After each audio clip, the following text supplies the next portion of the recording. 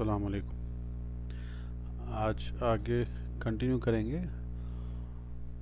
हासिल घाट audio part number 9 record करेंगे उसका। तो शुरू करते हैं।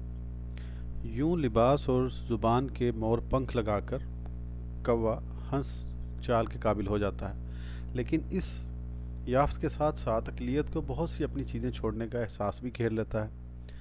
एक्सपोजर के ऐसे फ़ायदे अमूमन माली शक्ल में लौटते हैं, फिर आज़ादी का अफरोई एहसास भी होता रहता है, लेकिन इस तरमीम और इजाफे के बावजूद अक़लियती अफराद को एक तरफ तन्हाई, दूसरी जानिब एहसास जुर्म काटता रहता है। अपने लिबास और ज़ुबान से बेवफाई की मुश्किल उसे अंदर ही अंदर पसमर्दा रखती है। तंबोली से पान लेकर खाने से होंठ तो सुरखा सुर्ख रहते हैं, लेकिन अंदर तारकीन को मालूम होता है कि ये लाली असली नहीं। हौले हौले ज़ुबान और लिबास से फारिग होकर इस नए सूरज संसार की रोशनी में अक़लियत को अपने में कई तरह की कमी नज़र आने लगती हैं।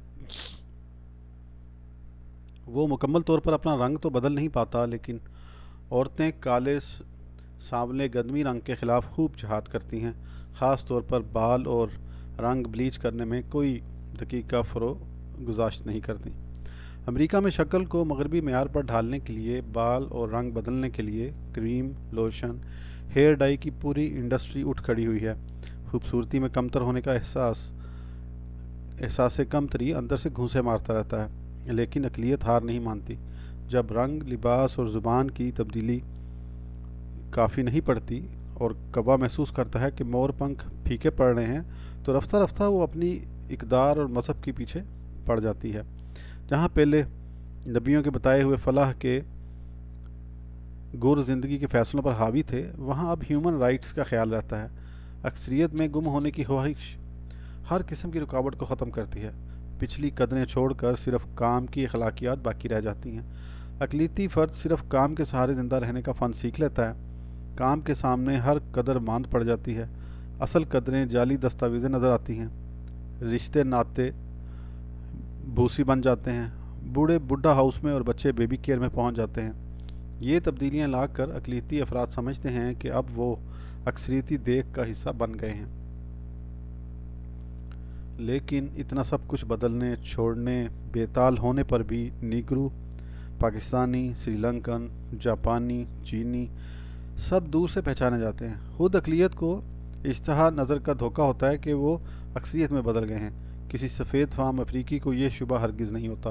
वो तो इस कदर जुदागाना नस्ली इम्तियाज़ का शऊर रखते हैं कि तुर्कों को यूरोप का हिस्सा बनने नहीं देते।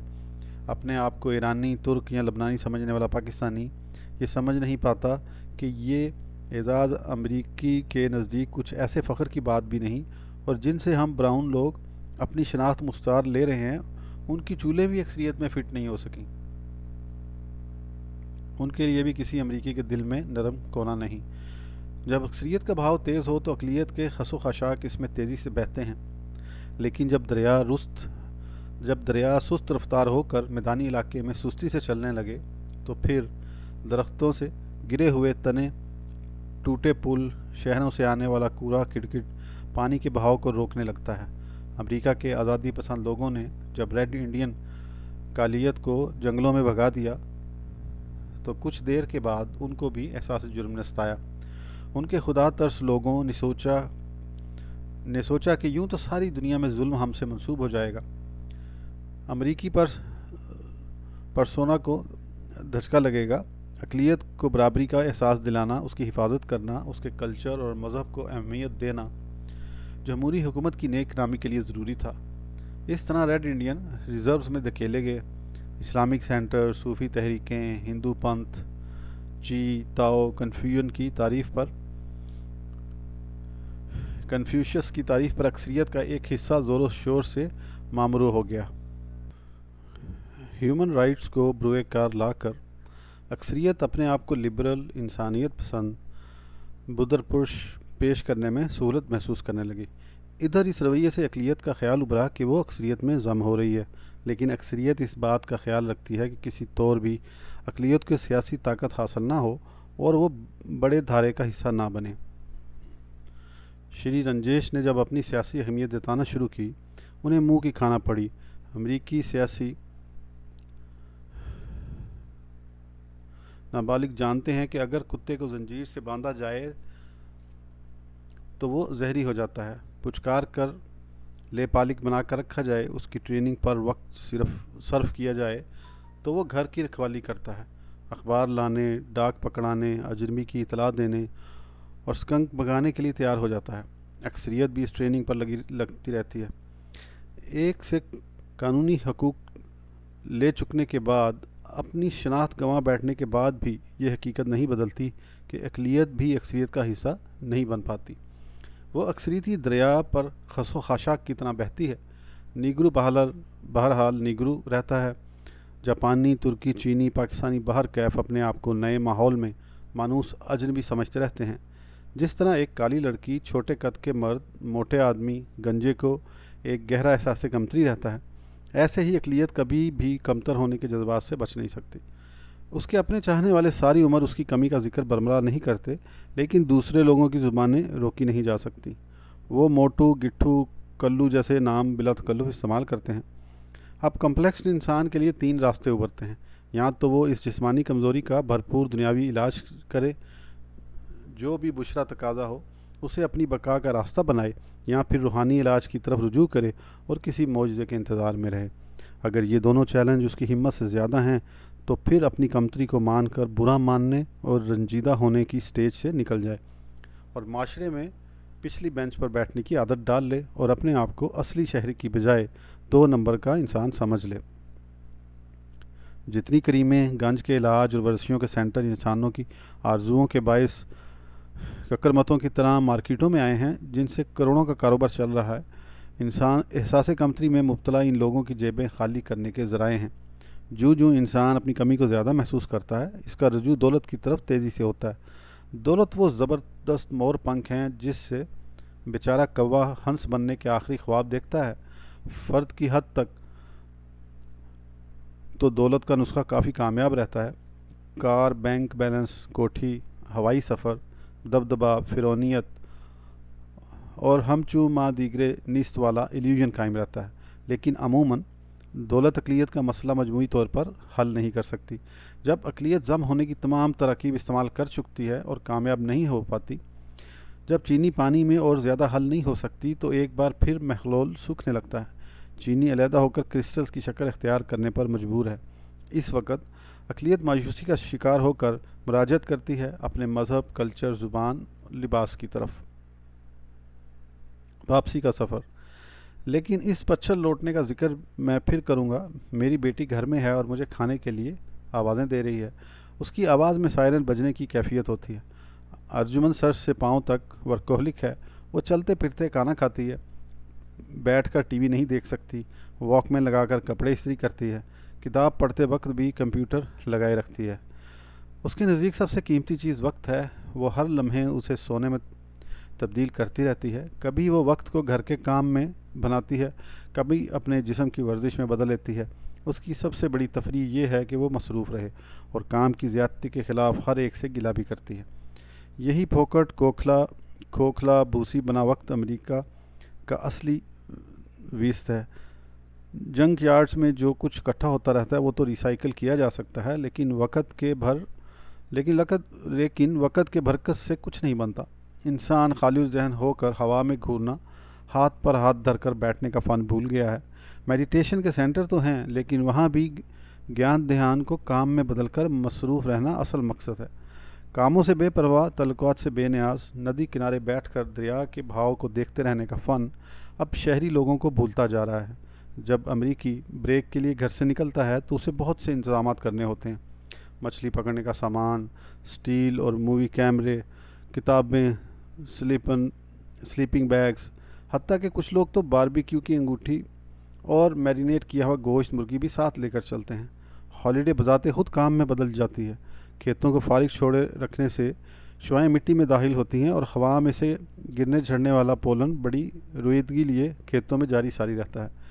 انسان جب کام کاج چھوڑ کر ٹانگیں پھیلائے سر کے پیچھے ہاتھوں کی کنگھی سے سہارا دے کر مندی مندی آنکھوں سے نیلگوں آسمان کو دیکھتا ہے تو آہستہ آہستہ اس کے شعور اور لاشعور کا درمیانی دروازہ کھلتا ہے۔ پھر وجدان کی پریاں اشارہ پا کے اسے تخت شعور کی دنیا میں لے جاتی ہیں۔ تخلیق کے پرندے پڑپڑاتے ہیں، صدیوں کی گم گشتہ آرچی ٹائپ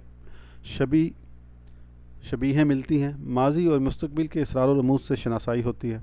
انسان اپنے آپ کو ہپنوٹائز کرنے کی قوت سے شناسا ہو جاتا ہے۔ تخت شعور ہی یادوں کا سٹور ہاؤس ہے۔ ان سلجھی گتھیوں کا پنڈورا باکس ہے سلجھی گتھیوں کا پنڈورا باکس ہے۔ یہیں سے عرفان ذات کا علم ملتا ہے۔ مصروف انسان کی یہاں تک رسائی نہیں ہو پاتی۔ میں آپ سے اقلیت کی بیچارگی کے بارے میں بات کر رہا تھا، لیکن فرد کی گمشدگی کی طرف کھسکتا چلا گیا۔ ترقی کے لشکارے تو خیرت میں ڈبوتے گئے، لیکن فلاح کا دروازہ بند ہوتا چلا گیا۔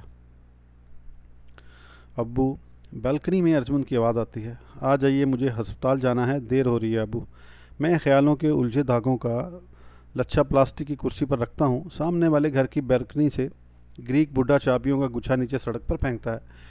اس کا جوان سل بیٹا ان چابیوں کو دونوں ہاتھوں میں کیچ کرتا ہے۔ جب بڈھے نے چابیوں کو نیچے گرایا تو میں نے دعا کی تھی کہ یہ چابیاں سیدھی نوجوان کے ہاتھوں میں پہنچیں، سڑک پر نہ گریں، ورنہ وہم تھا کہ اگر چابیاں نیچے گر گئیں تو گریک نوجوان کے لیے اچھا نہ ہوگا۔ وہ اتنے بڑے بڑے ٹرک چلاتا ہے جن میں کاریں سامان سفر ہوتی ہیں۔ ایسے ٹرک ڈرائیور کی زندگی کے لیے مجھ جیسے بڈھے کو خوف آتا ہے۔ میں اس کے لیے صرف دعا کر کے شگون کا سہارا لے سکتا ہوں۔ ہم بڈھے لوگ حزن و ملال کے بندے ہوا کرتے ہیں۔ خوف ہمارا گائیڈ ہے۔ ہم جیسے عمر سیدھا یہاں کے دوزخ سے نکل کر مابعد کے جہنم میں داخل ہو جائیں گے۔ اس تسلسل کی وجہ سے ہمیں علم بھی نہ ہوگا کہ یہ کارنامہ کیسے ہوا۔ شاید اسی خوف کی وجہ سے ہم مضبوط فیصلوں کے سہارے نہیں جیتے۔ ہم شگونوں کی انگلی پکڑ کر فیصلے کرتے ہیں۔ ہمیں ہر وقت استخارے کی ضرورت رہتی ہے۔ ہم اخباروں میں دیکھتے ہیں آج کا دن کیسا گزرے گا۔ جنم کنڈلی ہماری بنیادی کھوج ہے۔ نجومی، عامل، پیر فقیر، تعویذ گنڈا، وظیفے وظائف ہماری اصلی زندگی ہے۔ ہم بشری تقاضوں کو پورا نہیں کر پاتے اور مذہب کی اساس جو صبر و شکر ہے اس کو بھی مان نہیں سکتے، کیونکہ صبر کسی شگون کا سہارا نہیں لیتا۔ ہم کہیں خواب اور خواہش کے درمیان، اصل و نقل کے مابین حقیقت اور خواب سے ملا جلا ایک ملغوبہ تیار کرتے ہیں اور اسی معجون مرکب کو چاٹ لا حاصل زندگی بسر کرتے ہیں۔ آواز پھر آتی ہے، ابو جی آ جائیں پلیز۔ آ رہا ہوں، آ گیا بس۔ ایک بار میں نے گھر کے آگے ڈھیر اخبار رسالوں میں سے ایک ٹیبلو نکالا۔ اس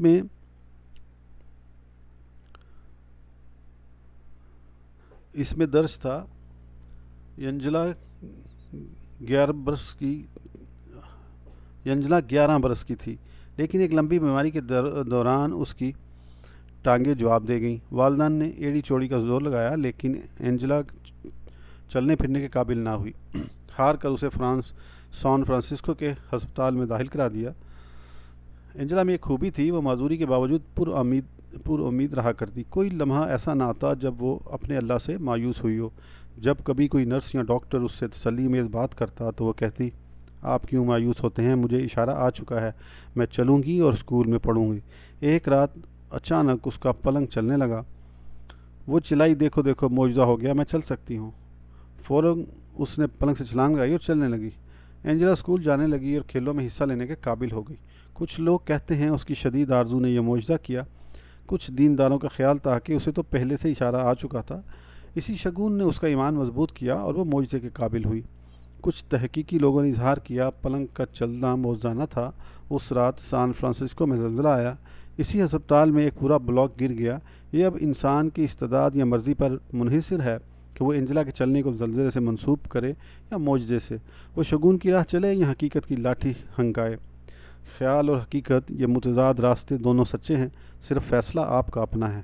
کبھی کبھی ایک پٹری سے اتر کر دوسری پر چل نکلنا بھی اتفاقاً اور اتفاقیہ ہوتا ہے۔ مشکل یہ ہے کہ بوڑھا آدمی جدھر بھی چل نکلے، وسوسے اس کی جان نہیں چھوڑتے۔ خوف اس کا مستقل ساتھی ہے۔ شام کو پھر میں بالکنی میں بیٹھ کر ارجمند کا انتظار کرتا ہوں۔ لاہور میں میری بہت سی مشکلات تھیں جن کا تعلق پیسے سے نہیں، فعال ہونے سے تھا۔ بجلی کا بل، ٹیلی فون کی ادائیگی، اپنی ڈاک خود پوسٹ کرنے جانا پڑتا تھا۔ عموماً کسی پلمبر، الیکٹریشین، گٹر کھولنے والے کے ساتھ مغز پچی کا مرحلہ پیش آتا۔ بڑے گھر کا میک اپ بڑی فعالیت چاہتا اور مجھ میں نگرانی کرنے والے کام کروانے کی ہمت نہ تھی۔ یہاں مجھے کوئی اہم کام نہیں ہے، بلکہ یوں سمجھیے کہ اپنے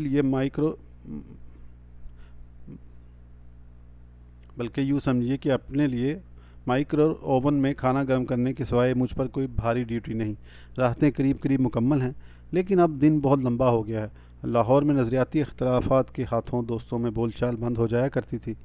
لیگ اور پیپل پارٹی نے خاندانوں کو 2 پارٹیوں میں تقسیم کر رکھا تھا۔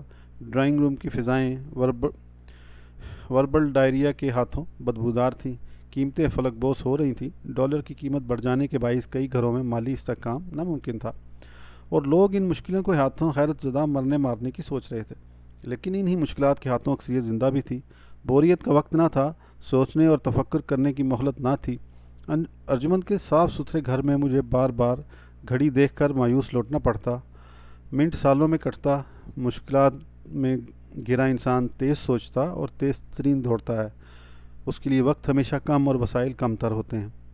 وہ جدوجہد کی سان پر چڑھا رہتا ہے، لیکن اس کا وجود اسے تنگ نہیں کرتا۔ جو ہی وافر وقت حاضر مال بن کر آ جائے، اپنے وجود کے ساتھ وقت گزارنا مشکل ہو جاتا ہے۔ پھر نفسیاتی بیماریاں تنہائی کی بے معنویت ستانے لگتی ہیں۔ عرفان ذات حاصل کیے بغیر اطمینان نصیب نہیں ہوتا۔ ذکر کے بغیر کسی طور بھی انسان مجتمع نہیں ہو پاتا۔ کیا کیا جائے، اطمینان نہ وہاں تھا نہ یہاں۔ ایک اس ذات کی بندھے رہنے میں فلاح کی پھوار پڑتی رہتی تھی۔ پلاسٹک کی کرسی کو میں نے 10ویں مرتبہ ٹیشو سے صاف کیا۔ کرسی پر کہیں ایک ذرہ بھی مٹی نہ تھی، لیکن میرے پاس وقت ہی وقت تھا، اور میں ہر بوڑھے آدمی کی طرح تذبذب کے ہاتھوں اس یک درست مصرف سے نا آشنا تھا۔ مجھے خالی سیڑھیوں پر چل کر تخت الشعور تک پہنچنا نہ آتا تھا، نہ ہی مابعد تک کوئی ہوائی جہاز جاتا تھا۔ مشکل یہ ہے کہ انسان اپنے ماضی سے بہت کم سیکھتا ہے۔ تجربہ انسان کا بدترین استاد ہے۔ یہ علم عطا کرنے سے بہت پہلے ہاتھ میں امتحانی پرچہ پکڑا دیتا ہے۔ کمال اتاترک نے اپنے تجربات سے سیکھنا اور سکھانا چاہا۔ وہ اپنے لیے اور اپنی قوم کے لیے فلاح کی تلاش میں تھا۔ اس نے ومی ٹوپی اتاری اور ہیٹ کو اپنایا۔ ترکی زبان کا رسم الخط بدل کر زبان کو رومن تحریر کے تابع کیا۔ مولوی کو معاشرے کا ولن سمجھ کر اسے قرار واقعی سزا دی، اور مذہب میں بشرط استواری کو ایمان کی کمزوری جانا۔ عورتوں کو آزادی کی راہ سجھا کر منزل کا سراغ نہ دیا۔ تجربے پر تجربہ کیا، امتحان سے پہلے گزرا اور نتائج بعد ازاں نکلے۔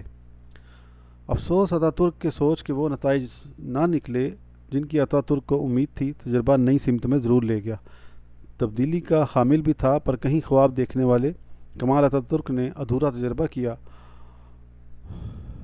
اور یہ پختہ خواب دیکھے۔ اسی لیے آج تک ترکی یورپ کا حصہ نہ بن سکا۔ وہ یورو کے لیے ترس رہا ہے، اور یورپ پرے پرے کہتا نظر آتا ہے۔ اکثریت میں مدغم ہونے کی خواہش اتنی شدید ہے کہ ابھی تک ترکی اپنی راہ متعین نہیں کر پایا۔ ایشیا کا وہ حصہ وہ کہلانا نہیں چاہتا، اور یورپ اسے اپنانا نہیں چاہتا۔ دوسرا تجربہ ایران کے شہنشاہ نے کیا۔ اس نے ہر طور مغربی کلچر میں ضم ہونے کی کوشش کی۔ جو تیل کی فراوانی کے ہاتھوں ایران خوشحال ہوئے، ویسے ہی وہ شناخت کے طور پر پامال بھی ہو گئے۔ پھر امام خمینی نے ایرانی لوگوں کے بکھرے تسبیح دانوں کو ایک دھاگے میں پرونے کی کوشش کی۔ یہ تجربہ بھی 2000 کے قریب آ کر دم توڑتا نظر آتا ہے۔ ایک تجربہ اسپین میں بھی ہوا تھا۔ طارق بن زیاد کشتیاں چلا کر اسپین پہنچا۔ 900 سال حکومت کرنے کے بعد اپنے گھروں کی چابیاں لے کر خالی ہاتھ فاتح لوٹ گئے۔ کچھ امریکہ سدھارے، باقی وطن لوٹ گئے۔ اسپین کی اکثریت نے اس مضبوط اقلیت کے مذہب کو نہ اپنایا۔ شاید یہ رنگ کا کرشمہ ہے کہ سفید فام قومیں سیاہ لوگوں کا مسلک نہیں اپنا سکتی، یا پھر اسپین کے لوگ عیسائیت میں اس قدر راسخ العقیدہ تھے کہ انہوں نے سیاہ فام لوگوں کے عقید کو درخور اعتنا نہ سمجھا۔ ایسے ہی ذلتیں سہتے، رفیق کی صداؤں پر بھاگتے۔ جب پاکستانی لوگوں کا سعودی عرب میں دم پھولنے لگتا ہے تو وہ سوچنے لگتے ہیں کیا وطن لوٹ جائیں اور ناداری، مفلسی اور بے راحتی کی زندگی اپنائیں، یا پھر مور پنکھ اتار کر دھڑے سے کوے کی زندگی بسر کریں جسے نہتو پردیس میں پوری توقیر ملتی ہے، نہ اپنوں میں اپنائیت کا احساس ہوتا ہے۔ امریکہ میں احساس تنہائی سے چھٹکارا حاصل نہیں ہوتا۔ اکثریت میں مدغم ہونے کی خوشی اور خواہش اور اپنی شناخت قائم کرنے اور رکھنے کی آرزو مسلسل رسہ کشی کی صورت اختیار کیے رکھتی ہے۔ جب اقلیت کے مور پنکھ کافی نہیں ہوتے تو ایسے بھی کلاس سٹیزن جنہیں ہیومن رائٹس تو ملتے ہیں لیکن وہم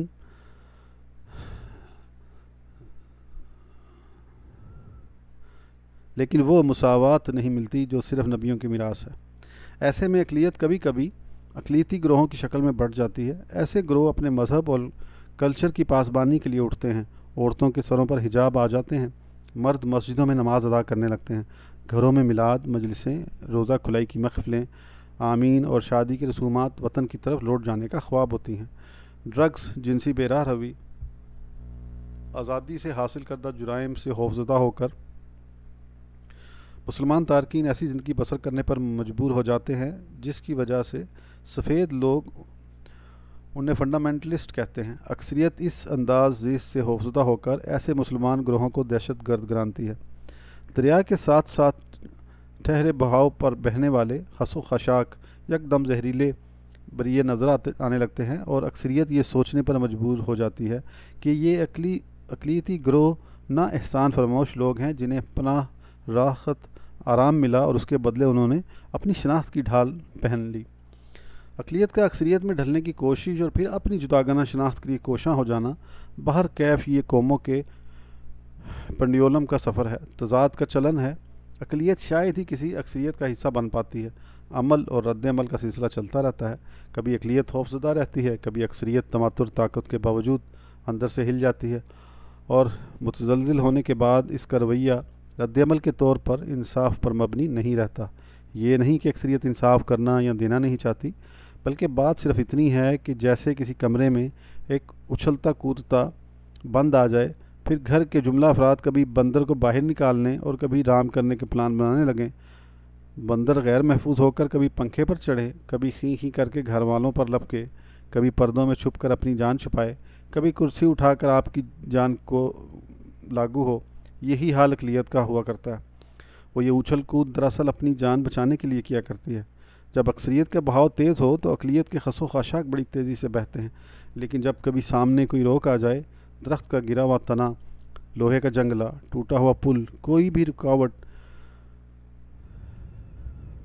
اس تیز بہاؤ کو سست کر دے تو پانی نچلی سطح پر تو رواں رہتا ہے، لیکن روئے دریا پر جھاڑ جھنکار پلاسٹک کے لفافے، ٹین ڈبے، بیکار اشیاء کر دریا کی روانی کے ساتھ نہیں بہہ سکتی اور رکنے پر مجبور ہوتی ہیں۔ یہی وہ وقت ہے جب اقلیتی گروہ روٹھے بچوں کی طرح احتجاج پر آمادہ ہوتا ہے۔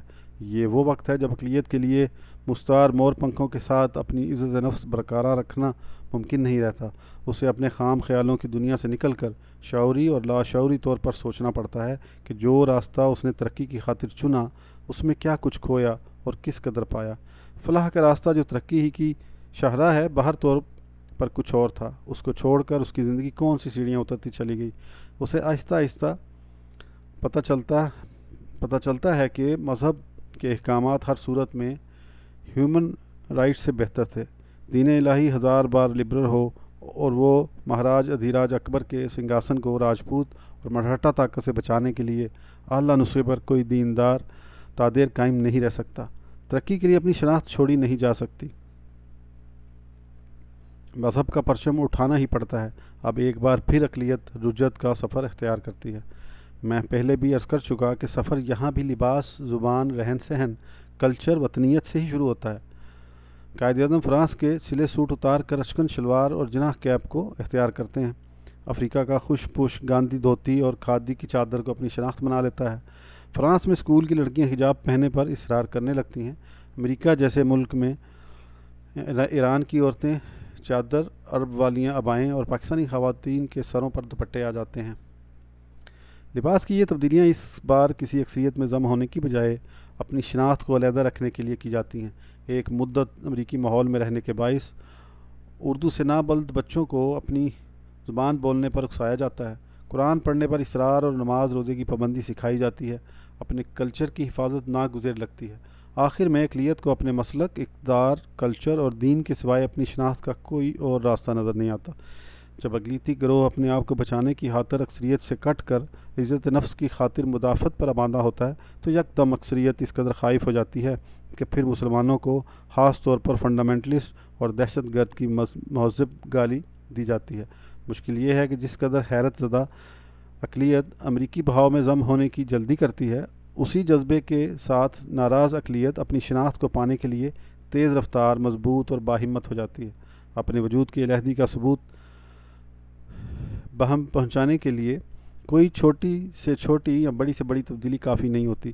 تحریکیں، احتجاج، جلسے، واکس، پتھراؤ، خودکش دستے، ڈنڈے، کلاشنکوف، سارے منفی اور مثبت اظہار بروئے کار لائے جاتے ہیں۔ نہ تو پانی میں کود جانے کے وقت اقلیت کو انسانی خد و خیال آتا ہے، نہ ہی پانی سے باہر نکلتے وقت اپنی برہنگی کو تولیے میں لپیٹنے کا فن اس کے بس کی بات ہے۔ اقلیتوں کا مسئلہ وہاں شدید تر ہوتا ہے جہاں اکثریت امریکنوں کی طرح جسمانی ساخت اور رنگ کی بدولت سیاہ، براؤن، چینی، جاپانی لوگوں کو اپنے میں ضم نہیں کر سکتی۔ یہ مسئلہ ہندوستان میں بھی تکلیف دہ حد تک ناقابل حل تھا۔ یہاں تقسیم مذہب کی بنا پر ہوئی، کیونکہ ساری سوسائٹی مذہبی اعتقادات کی بنا پر ویدوں کے زمانے سے مذہبی طبقوں میں بٹی ہوئی تھی۔ برہم جاتی شودروں کو دھرم کی بنا پر اپنے میں سمو نہیں سکتی تھی۔ امریکہ میں رنگت کی تقسیم نے بنیادی مساوات قائم نہ ہونے دی۔ ہندوستان میں مذہب یکجہتی کی فضا پیدا کرنے میں مزاحم ہوا۔ نہ رنگت انسان کے بس میں ہے اور نہ ہی کوئی شودر اپنے آپ کو برہمن ڈکلیئر کرنے کا اہل ہے۔ ہندوستان میں ساری اقلیتیں بلاہر اپنے گروہوں میں جکڑی گئیں۔ پارسی، اینگلو انڈین، سکھ اور مسلمان اس بات کے شاہد ہیں کہ ہندوستان میں ان کی شناخت بی کلاس سٹیزن کی رہی ہے۔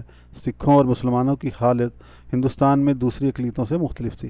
وہ برصغیر میں بادشاہت کے مزے لوٹ چکے تھے۔ مغل بادشاہوں نے زمیوں کے حقوق کا اس درجہ خیال رکھا تھا کہ راجپوت اور مرہٹے مغل راج میں بڑی طاقتیں بن گئے۔ مسلمان کسی اقلیت کو جبراً اپنے میں ضم کرنے کی کوشش نہیں کرتے۔ اقلیت کی حفاظت کے لیے ضرور جزیہ کی شکل میں ٹیکس لگایا جاتا رہا، لیکن جذبہ اقلیت کی حفاظت کے لیے اکٹھا کیا جاتا تھا۔ سکھوں نے ہندوؤں میں ضم ہونے کی خاطر ہندوؤں میں شادیاں تک کیں۔ توحید پرست ہونے کے باوجود گرو نانک جی کی تصویروں، بتوں کو ماتھا ٹیکا اور رسومات میں ہندوؤں کی پیروی کی، لیکن مسئلہ ان کا بھی حل نہ ہو سکا۔ بابری مسجد کا منہدم ہونا اور امرتسر کے گرودوارے کی بے حرمتی اس بات کی شاہد ہے کہ ابھی تک ہندو جاتی کا غصہ فروغ نہیں ہوا۔ ہیلا جوئی یا زبردستی سے کسی فرد یا گروہ کو اپنے میں ضم کرنے کی کوشش اسلام کے لیے ایک مذموم فعل ہے۔ استقامت کی مثالی زندگی پیش کرتے رہنا سب سے زیادہ مغیر العقول معجزہ ہے جس کے سحر سے کوئی بچ نہیں سکتا۔ یہی راستہ صوفیہ کا رہا جس سے ہندوستان کے اکثریتی لوگ اسلام میں ضم ہوئے۔ افسوس کہ سفید فام امریکی ایسا کوئی حل پیش نہ کر سکا، کیونکہ وہ کسی ایسے اقلیتی گروہ کو اپنے میں ضم کرنا ہی نہیں چاہتا تھا جو اس سے مختلف تھا۔ وہاں صرف ہیومن رائٹس کا نعرہ بلند ہوا، جس نے جمہوری نظام کو تو مضبوط کیا لیکن فرد کے احساس سے شکست کو کم نہ کر سکا۔ امریکہ میں کرسچن بیلٹ میں بسنے والے لوگوں کا خیال ہے کہ امریکہ کے زوال کی وجہ نیگرو اور ریڈ انڈین کی بد دعا ہے جو نسل در نسل ان کے دلوں سے نکلتی ہے اور جس کے باعث امریکی سوسائٹی سطح پر پرامن لیکن اندر سے بپھرتی چلی جاتی ہے۔ میں اپنی لہر در لہر بار بار لوٹ آنے والی سوچ میں یہاں تک پہنچا تھا کہ ایک بار پھر ارجمند کی آوازیں شروع ہو گئیں۔ میری زندگی میں بلاوے کم ہیں، اس لیے میں ان پر لبیک کہتا ہوں۔ میں اس نیگرو کا نام سمجھ نہیں پایا کیونکہ اس کے تلفظ میں ڈبلیو اور زیڈ کی بڑی زیادتی ہے اور وہ عجب طرح سے حروف کو مخفف کرنے کا بھی عادی ہے۔ پھر اس کا لب و لہجہ عام امریکن زبان سے مختلف ہے۔ میں اسے انکل ریمس بلاتا ہوں اور وہ خوش دلی سے اس نام پر جواب دیتا ہے۔ سپر مارکیٹ میں وال مارٹ سے کچھ آگے بارڈر بک شاپ ہے جہاں بار ڈھیروں کتابیں قارئین کے مطالعے کے لیے پڑی رہتی ہیں۔ اس جگہ ایک پلاسٹک کی کرسی پر کبھی کبھی انکل ریمس مجھے بیٹھا نظر آتا ہے۔ اس کی بیٹی یا بہو گروسریز کرنے جاتی ہیں اور وہ یہاں بیٹھ کر کبھی کبھی کاغذی گلاس میں پانی پیتا نظر آتا ہے۔ اس روز وہ سیاہ مجسمہ مجھے دیکھ کر مسکرایا۔ میں اس کے قریب ہو گیا۔ گڈ مارننگ انکل ریمس بولا۔ گڈ مارننگ انکل ریمس، کیا آپ کافی پینا پسند کریں گے؟ I don't mind buddy, one more cup. ہم دونوں کافی شاپ کے سامنے لگی گول میزوں کی طرف چل دیے۔ جب ہم قریب پہنچے تو ایک لمبی دم والی کالی کوئل ہمارے قریب ہی میز پر بیٹھ گئی۔ انکل ریمس نے کہا، گاڈ ایسے چاہتا تھا، کیا چاہتا تھا کہ انسان کبھی کسی کو خوف زدہ نہ کرے، لیکن بدقسمتی سے ہم دوسروں سے خوف زدہ ہوتے رہتے ہیں اور دوسروں کو خوف زدہ کرتے رہتے ہیں۔ انکل ریمس عموماً مجھے فوک وزڈم کی کہانیاں سناتا ہے۔ وہ کچھ سوچتا گنگناتا مسکراتا وہ بولا، سنو، جہاں سے میں آیا ہوں وہاں مجھے احساس نہیں تھا کہ میں نیگرو ہوں، کیونکہ وہاں سب کالے تھے۔ میں کچھ شرمندہ ہو گیا، حالانکہ میں بھی سفید فام نہ تھا۔ ہاں، کچھ ایسے ہی ہے۔ تم جانتے ہو جب آدمی احساس کمتری میں مبتلا ہو تو وہ چڑچڑا، کمینہ اور ناشکرا ہو جاتا ہے۔ ہاں، شاید تم ٹھیک کہتے ہو۔ معلوم ہے یہ احساس کمتری کب پیدا ہوتا ہے؟ میں نے کبھی سوچا نہیں انکل ریمس۔ کالی کوئل ڈبل روٹی کا بھورا منہ میں ڈال کر اڑ گئی. جاتے ہوئے وہ جیسے گالی گئی.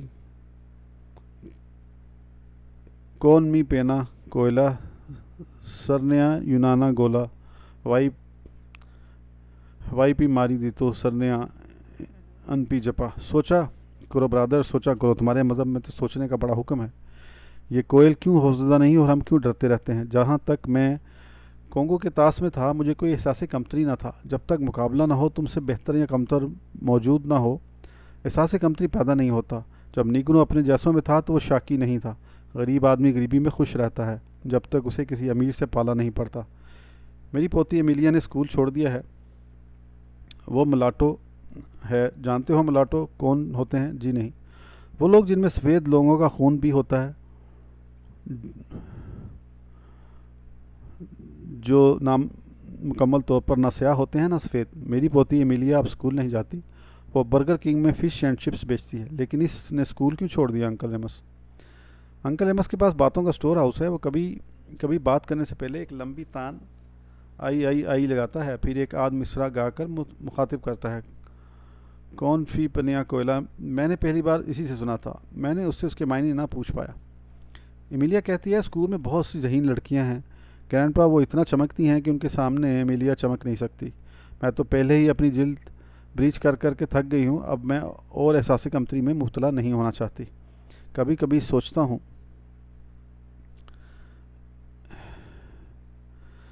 اتنی اونچ نیچ کیوں رکھتی ہے. میں نے شکستگی سے پوچھا.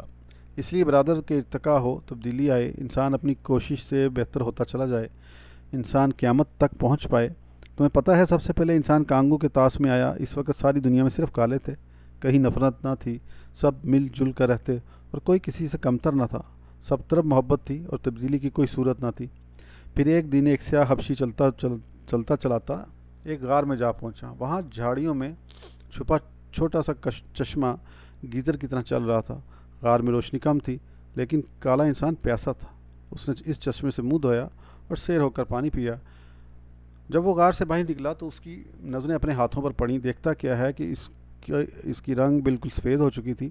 اب وہ کالے لوگوں میں سے نہیں تھا. ایک اور نسل پیدا ہو گئی تھی. یکدم وہ گانے لگا, آئی سنورا اینڈ وائی. میں ہوانا میں پیدا ہوا تھا. اسے ڈومنگو کہتے ہیں. میں کالا سیاہ تھا اور بدقسمت بھی تھا کیونکہ میرے والدین نہیں تھے جو مجھے سیاہ ہونے کا مطلب سمجھاتے. تھوڑی دیر ٹرالا لا کر تا وہ گاتا رہا, پھر خود ہی کہانی کی طرف لوٹ آیا. سنو برادر, سفید آدمی کو اس کے گھر والوں نے جب دیکھا تو اسے پہچاننے سے انکار کر دیا. اب آہستہ آہستہ سارے گاؤں میں خبر پھیل گئی کہ یاکو کے چشمے کا پانی جسم پر ملنے سے انسان سفید ہو جاتا ہے. ہولے ہولے لوگ کھسکنے لگے اور اپنا رنگ تبدیل کرنے میں مشغول ہو گئے. اللہ کئی طریقوں سے تبدیلی لایا کرتا ہے بڑی. جو ہی کسی کا رنگ بدل جاتا وہ گاؤں سے کھسک جاتا کیونکہ اسے کالوں سے خود بہت نفرت پیدا ہو جاتی. سفید فام لوگوں نے جنگلوں کے اندر کہیں اپنی بستی بسا لی اور بوکیف بم بوکیٹم ایک نیا ایتھنک گروپ وجود میں آیا. یہاں سے ریسز پیدا ہوئیں لیکن پھر چشمہ سوکھ گیا. گاڈ لارڈ کی مرضی وہ عجیب طریقوں سے تبدیلی لاتا ہے. انسان کو پتہ نہیں چلتا لیکن ہر موڑ پر تبدیلی ہے. لیکن ہماری مرضی سے نہیں, گاڈ لارڈ کی مرضی سے. ہم سمجھ نہیں سکتے. میں بھی انکل ایمس کو ٹھیک طور پر سمجھ نہیں سکتا. وہ ہنستا ہے تو چھاتی سے آرگن کے سر نکلتے ہیں. سنو ایشیائی انڈر ڈاگ, اللہ اور عورت کو سمجھ کی کوشش کبھی نہ کرنا, مار کھا جاؤ گے. یہ دونوں سمجھنے کی چیز نہیں ہے. ان دونوں کا تعلق سپرسٹیشن سے ہے اور اگر تم انہیں مان لو تو فائدہ دیں گے, نہ مانو تو تمہیں توڑ پھوڑ دیں گے. یہ شگون ہیں, فال ہیں, مزدہ ہیں. ان کے بغیر مرد کبھی راستے تلاش نہیں کر سکتا. یہ دادی کے مرنے سے پہلے کی بات ہے. دادی ٹیمپل روڈ والے گھر میں ہم سے بچھڑی. اس کے سارے بال سفید, دانت پان زدہ کیسری رنگے ہوئے, جسم مڑا توڑا, آواز میں خرخر اور چال میں اب گری والی کیفیت تھی. لیکن ذہنی طور پر دادی چوکس تھی. اسے ہر وقت علم رہتا کہ کون کدھر ہے اور کیا کرتا ہے, کون سی چیز مذہب سے وابستہ ہے اور کون سی رسم و رواج سے. وہ الو کسی دانائی اور بلی کی چوکس نظروں سے سارے گھر کو دیکھا کرتی. خاص کر اسے اماں سے ہمیشہ خدشہ رہتا کہ وہ کہیں پوتے پوتیوں کو خراب نہ کر دے, اپنی خاندانی روایات سے علیحدہ کوئی نئی پنیری نہ لگا دے. دادی اپنی چارپائی ہمیشہ گیلری میں بچھاتی اور رات بھی وہیں کاٹتی۔ اسے خوب پتہ تھا کون رات کو کس وقت گھر آتا ہے، لڑکیاں کب سوتی ہیں اور بہو کا دروازہ کس وقت بند ہوتا ہے۔ دن کے وقت وہ چارپائی اٹھا دیتی، پھر گیلری میں چوکی پر بسیرا کرتی۔ اس چوکی پر جائے نماز بچھا رہتا جس کا ایک کونا طے کر کے دادی ابلیس کو جائے نماز پر نماز پڑھنے سے روکتی۔ پہر کا وقت تھا، میں دادی کی چوکی پر بیٹھا ان سے شیخ سعدی کے نوشیروان بادشاہ کی کہانی سن رہا تھا۔ ظفر بے سمجھ تھا، وہ گیٹ کے پاس کھیل رہا تھا۔ اس کے ہاتھ میں ایک لمبی سی چھڑی تھی، وہ اچھکتا پھر چھڑی زور سے زمین پر مارتا، رکتا اور کہتا اب آیا مزہ بردے کی مجھے اڑنگی۔ پھر دو چار قدم جلدی سے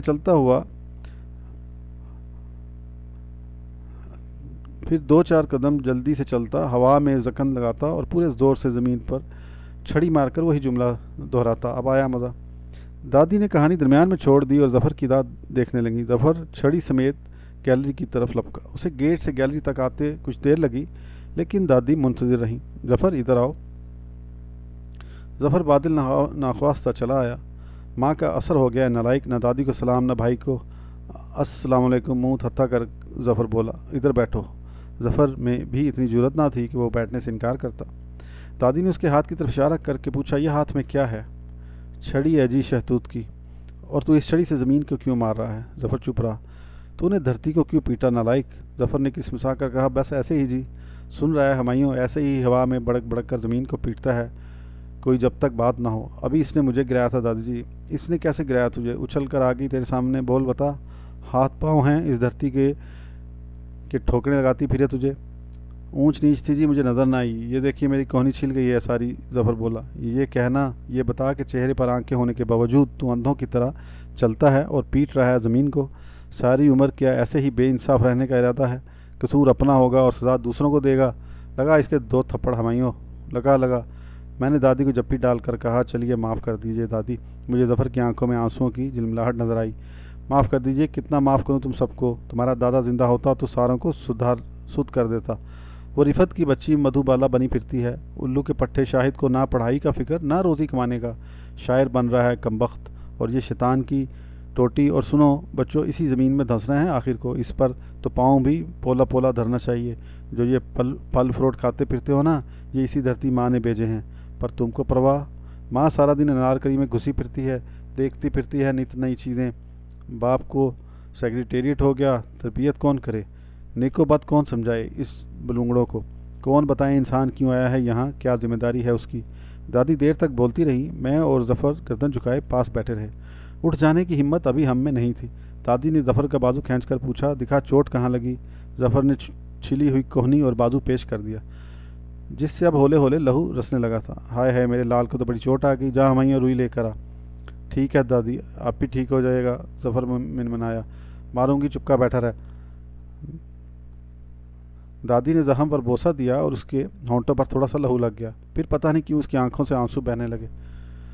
چوٹ لگ جائے تو روتے نہیں ظفر بیٹا، ابھی تو کشمیر میں جہاد کے لیے جانا ہے۔ مسلمان کا کیا کام رونے دھونے سے؟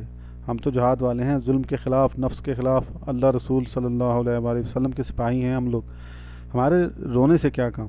آنسو بہانے والے کسی کا سہارا نہیں بن سکتے، نہ اپنا نہ کسی اور کا۔ مرد ہو کر رویا نہ کر بیٹے۔ لیکن آپ تو رو رہی ہیں دادی۔ میں اب روتی ہوں بچڑا، کمزور پڑ گئی ہوں اندر باہر، اب مجھ سے لہو برداشت نہیں ہوتا۔ پہلے ایسے نہیں تھا، بڑا بڑا لہو بہتا دیکھا ہے میں نے قافلوں میں جا کر روئی لا ہمایوں، کیا آلسی بچے ہیں، کہاں مانتے ہی نہیں، بالکل اپنی ماں پر گئے ہیں۔ دادی نے آنسو دوپٹے میں جذب کر لیے۔ دادی کے پاس قدروں کی وراثت تھی، وہ اقدار، رسم و رواج، مسلک، روزمرہ کی کامن سینس کا خزانہ تھی۔ وہ اپنی وراثت تیسری پود کو منتقل کرنے کی خواہاں بھی تھی۔ مشرق میں یہ رواج عام رہا کہ ماں باپ بچوں کی پرورش میں مشغول نہیں رہتے تھے۔ ماں کو گھر، باورچی خانہ، کپڑا لتا، صفائی ستھرائی مشغول رکھتی، باپ کفالت کی نظر ہو جاتا، لیکن گھر کے بزرگ بچوں پر کڑی نظر رکھتے۔ وہی روایت کو بچوں تک پہنچانے کے ضامن بھی تھے، اور بسا اوقات جہالت بھی انہی کے وساطت سے پوتے پوتیوں، نواسے نواسیوں تک پہنچتی تھی، لیکن ان کا روب دبدبہ احسان اس قدر تھا کہ کوئی ان کے آگے بول نہ سکتا تھا۔ یہ عجیب قسم کا چکر تھا۔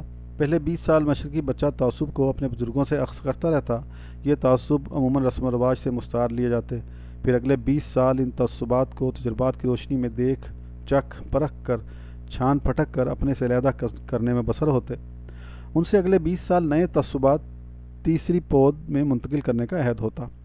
ان تعصبات کے ہمراہ بیشتر وقت وہ اقدار جو رسم و رواج پر مبنی نہ ہوتی بلکہ جن کی اساس مذہب ہوتا، ان پر عمل درآمد ہوتا یا نہ ہوتا، ان پر اتنا کڑا ایمان بھی نہ ہوتا، لیکن دادے کی یہ وراثت بھی آسانی سے اگلی نسل تک پہنچ جاتی۔ دادا خود ریڈ لائٹ کا رسیہ، شراب کا عاشق، جوئے کا دل دادا ہوتا، لیکن اپنے پوتے کو ان برائیوں سے روکنے کا خود کو نہ صرف مجاز ہی سمجھتا بلکہ اصرار بھی کیا جاتا کہ من کنم شماخس رکنید۔ یہی تربیتی ادارہ اس قدر مضبوط تھا کہ کچھ نہ کچھ چھت سے رسنے والا پانی بنیادوں میں ایمان صورت بیٹھ ہی جاتا تھا۔ بلکنی میں بیٹھ کر دیر تک میں دادی کو یاد کرتا رہا۔ دادی کی یاد کو بھی میں کسی کے ساتھ شیئر نہیں کر سکتا۔ میری عادت ہے، میں نہ تو اپنی خوشی میں کسی کو شامل کر سکتا ہوں، نہ ہی کسی دوسرے کی رسائی میرے غم تک ہو سکتی ہے۔ اندرون صحن دل میں کسی کو تانکنے جھانکنے کی اجازت نہیں دیتا۔ اس تنہائی پسندی پوشیدگی کا میں عاشق ہوں۔ میں لیمن ڈراپ کی طرح اندر ہی اندر خوشی کو چوستا رہتا ہوں، اور غم کی چیونگم کو چباتے رہنا بھی میرا محبوب مشغلہ ہے۔ دادی جب تک زندہ رہی، گیلری میں اس وجود بے معنی تھا۔ جس روز اس کی چارپائی گیلری سے اٹھا دی گئی اور وہ میز بھی غائب ہو گیا جس پر ان گنت معجون، چورن، دوائیاں پڑی رہتی تھیں، اسی دن سے دادی سارے گھر میں سرایت کر گئی۔ اماں نے سب سے زیادہ دادی کو ہتھیا لیا اور آہستہ آہستہ انہی کا روپ دھارتی گئی۔ جس دادی سے ماں نے ساری عمر نفرت کی، اس دادی کی وہ کاربن کاپی بن گئی، حتیٰ کہ ان کی شکلوں میں بھی مشابہت پیدا ہو گئی۔ ایسے کیوں ہوتا ہے؟ جس سے نفرت شدید ہو، انسان وہی کچھ بن جاتا ہے۔ دراصل انسان کا کچھ ٹھیک نہیں، دماغ تحقیق کی طرف لے جاتا ہے اور قلب وجدان کی طرف، اور ایک تیسری سمت ایسی بھی ہے جس کا نہ تحقیق سے تعلق ہے نہ وجدان سے۔ لال بجوکو کی کہانی یونیورسل ہے۔ مجھے ایک مرتبہ گرمز فیری ٹیل میں بھی اسے پڑھنے کا اتفاق ہوا تھا۔ وہ کہانی کچھ اس طور پر تھی۔ اس کہانی کو پھر کل نیکسٹ آڈیو میں کریں گے انشاءاللہ۔ اس وقت تک کے لیے اجازت دیجیے، اور اس کو شیئر کریں اور زیادہ لوگوں میں اس کو پھیلائیں تاکہ ایک اچھی گائیڈنس ہے۔ یہ ناول جو ہے بہت اچھی گائیڈنس ہے نیکسٹ جنریشن کے لیے بھی، ہمارے لیے بھی۔ اور پھر انشاءاللہ نیکسٹ آڈیو میں ملتے ہیں۔ اس وقت تک کے لیے اجازت دیجیے۔ اللہ حافظ۔